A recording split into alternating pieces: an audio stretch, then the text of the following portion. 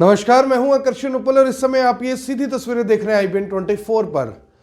दोस्तों, जब भी किसी इंसान को कोई ज़रूरत पड़ती है, किसी ऐसे व्यक्ति को कोई ज़रूरत पड़ती है, तो उसके दिमाग में सबसे पहले ध्यान आता है कि सरकार की क्या योजनाएं उसके हित में हैं और वो सरकार से या सरकारी नेताओं से या सरकारी अधिकारियों से किस तरह का फ़ायदा ले सकता है। ऐसे अमूमन गरीब आदमी हो, लोअर मिडिल क्लास हो या मिडिल क्लास आदमी हो, वो सबसे पहले गूगल के ऊपर सर्च करता है, लोगों से पूछता है कि मुझे ये दिक्कत है, मैं किसके पास जाऊं, तो जवाब मिलता है कि आप सरकार के पास जाइए। लेकिन अगर हरियाणा की बात करें, करनाल की बात करें, तो सवाल ये है कि क्या सरकार नाम की चीज़ करनाल के अंदर, हरियाणा के अंदर है? ऐसा इसलिए क्योंकि मेरे पास आज कुछ ऐसे मुद्दे हैं जो बेहद गंभीर हैं, जिसके ऊपर हम सबको सोचने की ज़रूरत है, सवाल करने की ज़रूरत है कि आखिर यहां पर ऐसा क्यों हो रहा है।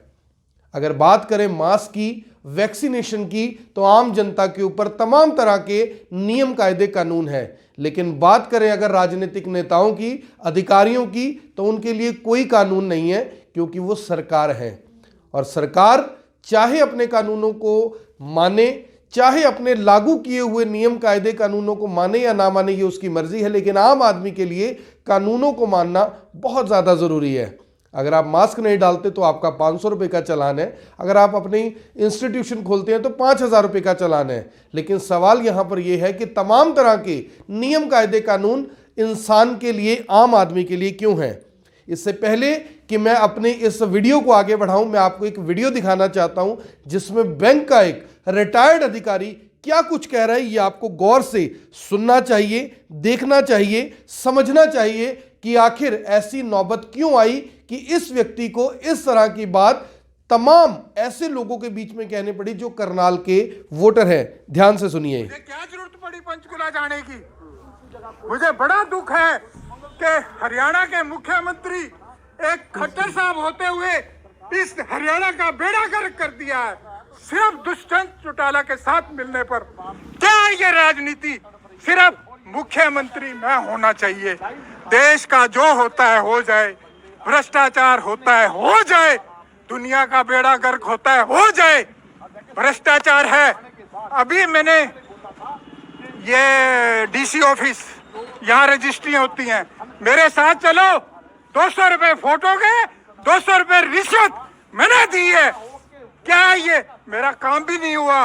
ये कौन मलिक है, नक्शा अर्जी निवीस, 10-10 हजार, 15-15 हजार ट्रांसफर फीस, फलाना फीस, ढीगड़ा फीस।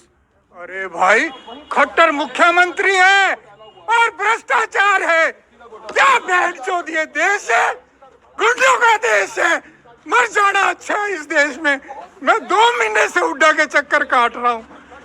अब मैं मुख्यमंत्री के पास फरियाद लेके जाऊं, मुख्यमंत्री जी मेरे ऊपर दया करो, मेरे ऊपर दया करो। ये आदमी कोई आम इंसान नहीं है दोस्तों, ये आदमी बैंक का, सिंडिकेट बैंक का रिटायर्ड अधिकारी है, जिसने IBN 24 के कैमरे पर यह बयान दिए। कितना रो रहा है, मन से बद्दुआएं निकल रही हैं। तमाम वादे किए गए थे आम लोगों से कि हम भ्रष्टाचार को खत्म कर देंगे, तमाम वायदे किए गए थे आम लोगों से कि हम व्यवस्था, सत्ता परिवर्तन कर कर लेकर आएंगे।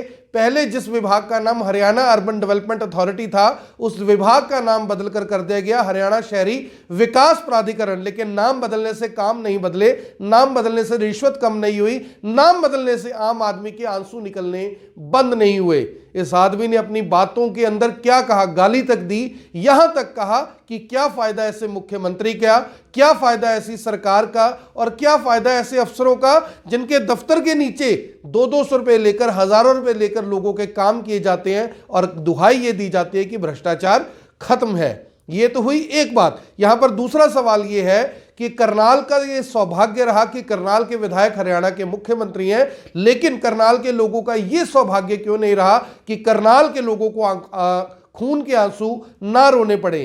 करनाल के लोगों का यह सौभाग्य है कि करनाल के सांसद देश के सबसे ज्यादा यानी कि जिनको वोट मिले उन सांसदों में से एक है। लेकिन करनाल के लोगों का यह दुर्भाग्य रहा कि वो अपने सांसद से अब मिल नहीं पाते। करनाल के लोगों का यह सौभाग्य रहा कि उन्हें बीजेपी के मेयर से लेकर पार्षद तक मिले, विधायक से लेकर सांसद तक मिले, मंत्री से लेकर मुख्यमंत्री तक मिले। लेकिन करनाल के लोगों का यह दुर्भाग्य रहा कि वो किसी भी अधिकारी तक अपनी फरियाद लेकर नहीं जा सकते, वो किसी भी अधिकारी तक अपनी बात नहीं पहुंचा सकते।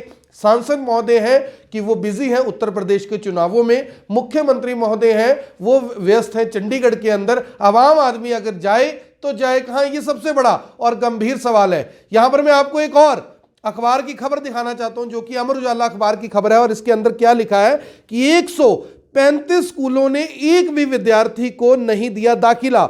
134A के तहत शिक्षा विभाग ने तैयार की मनमानी करने वाले स्कूलों की सूची, मुख्यालय को भेजी जाएगी रिपोर्ट। इस खबर को देखकर तो ऐसे लगता है कि जैसे स्कूलों की मान्यता रद्द हो जाएगी। इस खबर को देखकर ऐसे लगता है कि जैसे इन स्कूलों के ऊपर बुलडोजर चलवा दिया जाएगा। लेकिन इस खबर को देखकर आपको समझना चाहिए कि होगा कुछ नहीं। 135 स्कूलों ने सरकार के आदेशों को ठेंगा दिखाते हुए एक भी बच्चे को दाखिला नहीं दिया शिक्षा का अधिकार कानून के तहत। ये वो अधिकार है जिस अधिकार के तहत आप अपने बच्चों को निजी स्कूलों में मुफ्त में पढ़ा सकते हैं। यहां पर विडंबना यह है कि हरियाणा सरकार ने भी स्कूलों के 7 साल का बकाया नहीं दिया था। जब स्कूलों ने दाखिला देने से मना किया तो सरकार की ओर से इन स्कूलों को पैसा जारी कर दिया गया। लेकिन सवाल यहां पर यह है कि बावजूद इसके 135 स्कूलों ने एक भी बच्चे को आखिर दाखिला क्यों नहीं दिया। इसे सरकार की कमजोरी समझा जाए या यह समझा जाए कि निजी स्कूल किसी से डरते नहीं है। इसे यह समझा जाए कि इनकी सांठगांठ ऊपर तक है, या फिर यह समझा जाए कि अधिकारियों की यह नाकामी है कि वो एक भी बच्चे को 135 स्कूलों के अंदर दाखिला नहीं दिलवा पाए। एक और मामला 2 दिन से सुर्खियों के अंदर है जिसमें कैथल के एसडीएम अमरेंद्र सिंह को अरेस्ट कर लिया गया भ्रष्टाचार के आरोपों के बाद। लेकिन एचसीएस अधिकारी अमरेंद्र सिंह क्या बताते हैं, वो ये बताते हैं कि मैं आईएएस और आईपीएस लॉबी का शिकार हो गया हूं।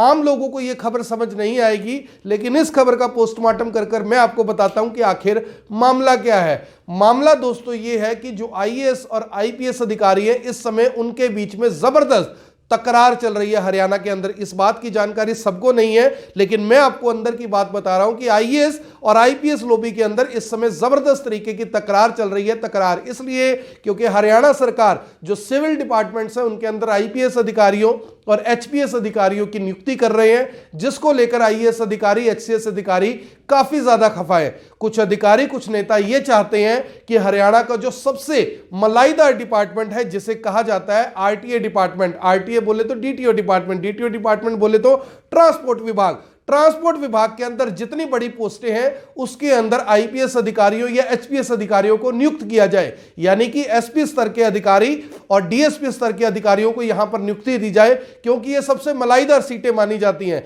लेकिन आईएएस अधिकारी, एचसीएस अधिकारी इस बात का विरोध कर रहे हैं, और उसी विरोध के कारण जो एचसीएस अधिकारी है उनका रोना यहां पर दिखाया गया दैनिक भास्कर के अंदर, जो कि अखबार के अंदर आज छपा है कि उन्होंने कहा कि मैं आईएएस और एचसीएस आईपीएस लॉबी का शिकार हुआ हूं। यह बात बहुत छोटी नहीं है, इस बात के मायने बड़े दूर तक हैं। इस बात के मायने दूर तक इसलिए क्योंकि एक एचसीएस अधिकारी का करप्शन एक्ट के अंदर गिरफ्तार होना कोई छोटी बात नहीं है। इस तरह की कार्रवाई हरियाणा में अब से कुछ समय पहले डिप्टी सेक्रेटरी जो अनिल नागर है हरियाणा पब्लिक सर्विस कमीशन के, उनके खिलाफ भी की गई थी, उन्हें भी अरेस्ट किया गया था। और यह बात तब भी निकलकर सामने आई थी कि उनको भी फंसाया गया है। फंसाया गया का मतलब यह नहीं है कि उन्होंने पैसे नहीं लिए थे, पैसे तो लिए थे, लेकिन सारा खेल था सेटलमेंट का। सेटलमेंट पूरे तरीके से नहीं हुई। कुछ अधिकारी ये चाहते थे कि हिस्सा उन तक भी पहुंचे, लेकिन नेताओं ने सोचा कि अधिकारी को नियुक्ति हमने दी है, सारा माल हम चट कर जाएं।